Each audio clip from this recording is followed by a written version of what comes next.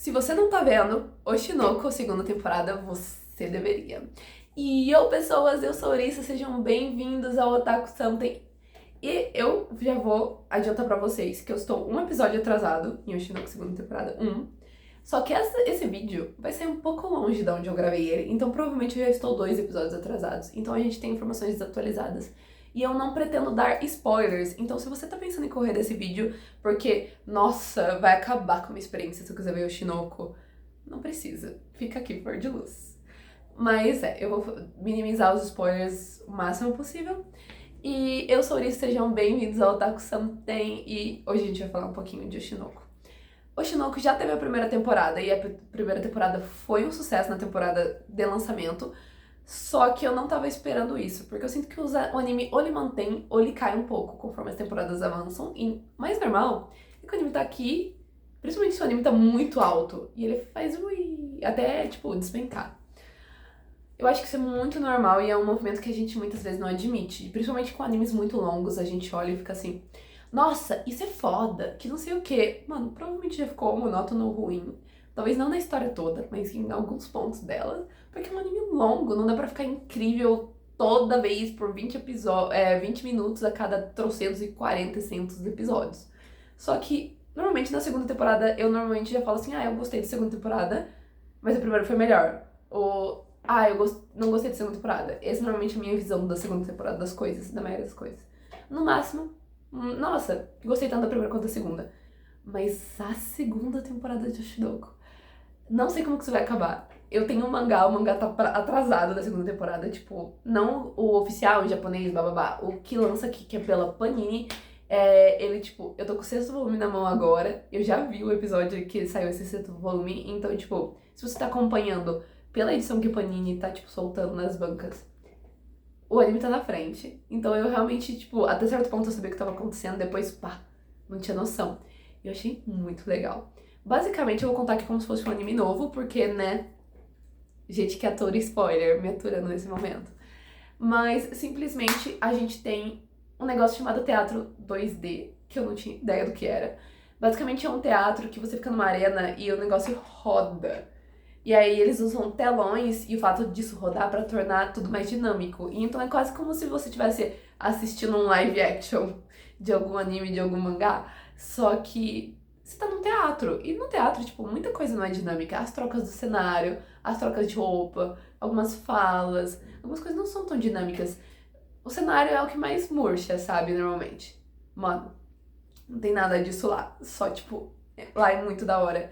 Porque tudo vai mudando, os personagens vão correndo pelo negócio, porque, tipo, eles conseguem atravessar correndo. E o fundo mudando, assim, no fundo. É muito louco. Tipo, é misturar a tecnologia do cinema com a arte clássica do teatro. Eu achei isso, tipo, sensacional. Eu quero muito ir num desse na minha vida, tipo, de verdade. E o que acontece? O nosso protagonista, um dos nossos dois protagonistas, mas o que dá mais foco até o momento em Oshinoko, eu sinto que isso talvez mude em algum momento, mas a maior parte do Oshinoko você vai seguir o Aqua. Tem a Ruby, que é a irmã gêmea dele, mas você vai seguir o Aqua 90% do tempo. E ele é um ator, mas apesar dele já ter feito uma obra, duas, três, ele fez várias obras, ele não tá satisfeito, porque, tipo, pra ele é um ator medíocre. E ele não é o tipo de cara que, nossa, ele vai ser sucesso, assim, nossa, quando você pensa em algo, você pensa nele. Ele não parece que é esse tipo de ator, mas ele é um ator muito consciente com os seus arredores, ele se encaixa bem em quase qualquer lugar. E apesar dele não ter uma atuação muito emocional, então se for pedir pra ele se acabar de chorar ou morrer de amor, às vezes vai faltar um pouco disso na cara dele. Mas no geral ele sabe lidar muito bem com o elenco, com os ângulos da câmera e com iluminação. E isso faz ele um cara um pouco fora de série, mas ele não sabe reconhecer isso. Então por causa disso ele se diminui bastante. Mas agora ele tá ali. E ele tá ali com a Akane, que é a namorada dele por obrigação. Por causa de trabalho. Eles são considerados namorados, mas eles não são, tipo, um casal de verdade. Pandora! Todo vídeo. Eu queria que você participasse. Todo vídeo. Cara, no outro vídeo ela gastou 1 minuto da minha vida comendo o pé do tripé. E aí agora ela deitou longe. Só porque eu falei Pandora com esse nível de raiva. Pandora. Aí ela foi longe. Ela tá me olhando, enfim. Não quis participar, gente, é sobre isso. No momento a gente tem a Tom Tom no lugar dela, não tem muito o que fazer. Mas simplesmente ele tá lá com a Akane. E o problema é que a Akane, é muito boa. A Kana é uma estrela da Lalai, que é tipo a companhia de teatro que ela faz parte, e ela é muito boa. E ele tá, tipo, de dupla romântica com ela no negócio. Então a gente tem esse problema. Outra coisa que a gente tem problema é a Kana. A Kana tá ali, porque ela também é uma excelente atriz. Ela foi uma ótima atriz mirim, só que ela começou a perder trabalhos porque ela é muito arrogante. Ela era muito arrogante quando ela era criança, por causa do jeito que os adultos tratavam ela, sabe? E ela cresceu pra ser uma criança insuportável. Ela era insuportável ao ponto de, tipo, o Aqua já quis bater nela, a Kana já quis bater nela, a Ruby já quis bater nela. Quem nunca quis bater nela? E aí agora ela, quando ela cresceu, ela criou mais senso. Só que ela começou a se diminuir. Porque, literalmente, ela sabe que ela, se ela não se comportar de uma forma um pouco parecida com a do Aqua, de tipo, nossa, eu me dou bem em qualquer lugar com qualquer um e eu atuo de forma a destacar os demais, não funciona, sabe? Só que diferente do Aqua que faz, que isso é o que destaca ele, isso é o que diminui ela. E, tipo, ela sabe disso, só que ela não tem que fazer porque ela tem medo do que pode acontecer se ela atacar o louco. Então a gente vai ver a Kana, tipo, lidando com isso. A Kane também tá lidando com isso, porque as duas também contracenam juntas em momentos muito importantes. Então a gente vai ver essa treta toda, elas não se dão bem, elas se dão, detestam. Tá óbvio que as duas têm uma queda pelo Aqua, e o Aqua não podia estar mais cagando para as duas, tipo, de verdade, ele não tá nem aí. Mas dá pra ver que as duas gostam dele, as duas se odeiam, as duas são, tipo, famosas, só que no caso da Kana, ela tá em ascensão. No caso da Kana, ela meio que tá, tipo, de escanteio. Só que ali, ela tá contracenando porque tem times. A gente vai tá acompanhando eles fazerem uma peça de Tokyo Blade. E aí são times. Então tem o time, eu não lembro o nome dos dois times. Um dos times é o time Shibuya e o outro time eu esqueci o nome. Mas um dos times tá tipo a Kanye com a Aqua. Só que o outro time tá tipo. A gente tem a Kana com um cara que é tipo a estrela realmente da Lalala. E, tipo, nossa, ele tá lá no topo. Então, assim, se ela for precisar acompanhar ele, ela tá tranquila, porque ela pode atuar com o máximo da força dela. Então, essa é a chance dela voltar um pouco pros holofortes. Só que isso vai fazer com que a Akane fique mais com fogo ainda de brigar com ela. Então, a gente tem as duas meio que, tipo, brigando direta e indiretamente durante os episódios. E é maravilhoso. Tem coisa que você fica assim, ah, é um bom e velho barraco. Então, assistir é divertido. Outras coisas são bem mais profundas, tanto pra Kana quanto pra Akane. E é muito legal observar. No meio disso, a gente, apesar de dar pra ver que as duas obviamente têm uma queda pelo Aqua, isso não é foco nem forte da briga delas em momento nenhum. Tipo, dá pra ver que elas ficam, tipo, emborradinhas quando ele passa muito tempo uma com a outra, quando ele fala uma com a outra, mas não é de um tipo que incomoda, tipo, nossa, elas viraram a cara porque ele deu oi uma pra outra. Não, elas ficam, tipo, elas faziam uma careta e aí, tipo, voltam a conversar normalmente. Então, assim, não é foco, mas é só mais um dos motivos pelo qual elas não se dão bem. E aí, mas ao mesmo tempo elas se admiram, porque elas sabem que elas são, tipo, fortes atrizes. Só que elas atuam de forma muito diferente. Então, até é uma briga até de, tipo assim, teorias e conceitos e crenças, sabe? Então, tipo, é muito louco ver as duas brigando direta e indiretamente.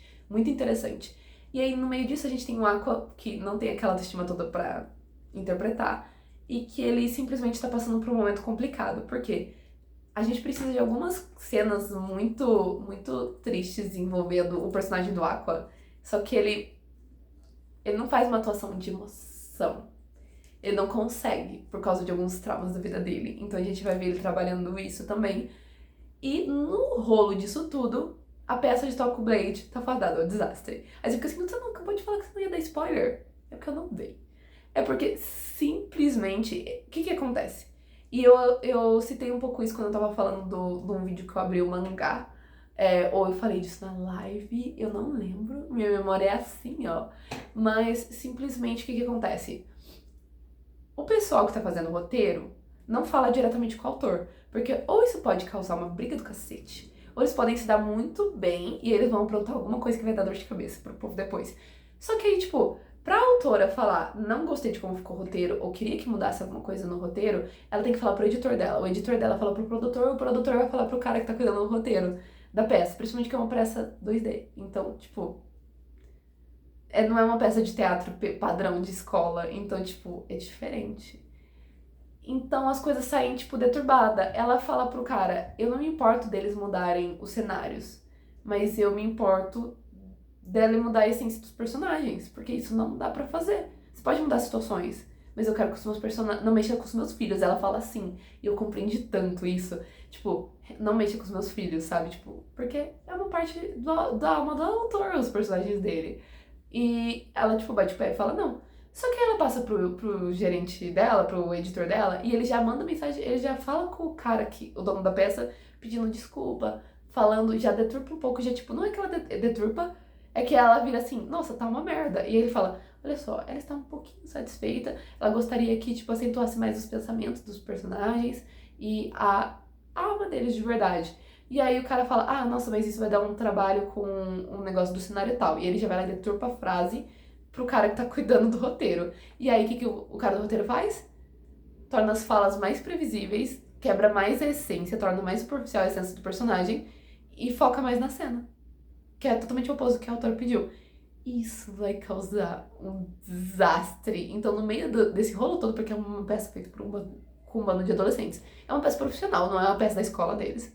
Mas, tipo, são atores pagos e tal, com agências e tudo bonitinho. Mas, primeiro que a gente tem esse bando de adolescente, a Kana e a Kana estão tentando se matar. O Aqua vai ter que enfrentar uns B.O. pesado. E a gente ainda tá lidando com esse caos entre a autora e o roteirista. Só que a autora pode cancelar isso a qualquer momento. Então, assim, tem treta pra todo lado. Isso não tá sendo mal apresentado, isso tá sendo encaixado. Então a gente tem, tipo, 3 tretas grandes rolando simultaneamente. E, tipo, uma treta não tá atrapalhando a outra. Algumas tretas colaboram umas com as outras. Os personagens estão, de alguma forma, envolvidos uns com os outros em vários momentos dessas tretas. A gente vai ter alguns flashbacks interessantes. Muito interessantes. Algumas informações que vão ajudar o desenvolvimento, porque isso é uma segunda temporada, apesar de eu ter te apresentado como se fosse o início da história, isso é uma segunda temporada. Então, a gente já sabe algumas coisas dos personagens, mas algumas situações não foram tão aprofundadas na primeira. A gente vai descobrir um pouco mais na segunda. A gente vai ter desenvolvimento de um personagem que a gente conheceu lá na segunda temporada. Então, acho que as coisas avançam bastante. Eu gostei muito disso. E tem treta rolando por todo lado, que é o suficiente pra eu já ficar tipo, oh meu Deus, isso é legal. Então eu me diverti muito vendo essa temporada de Oshinoko. Não terminei. Eu tô gravando esse vídeo com o episódio atrasado. Provavelmente até vocês puderem assistir esse vídeo já vai estar 2 episódios atrasados. Mas ainda assim eu não tenho nada de muito grave pra comentar, tipo, nossa, eu odiei essa temporada. Então, super recomendado Oshinoko pra vocês. E agora vamos ver onde esse caos vai acabar.